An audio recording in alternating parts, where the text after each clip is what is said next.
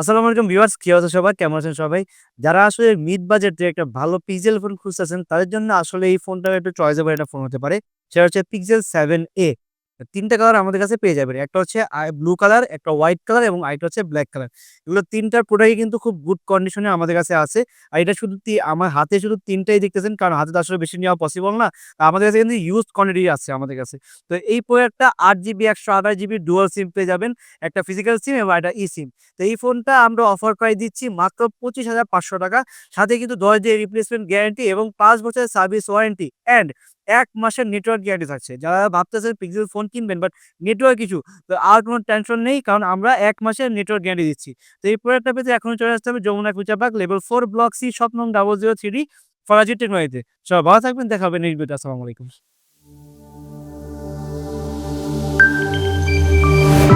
Farazi Technology. Be with good one.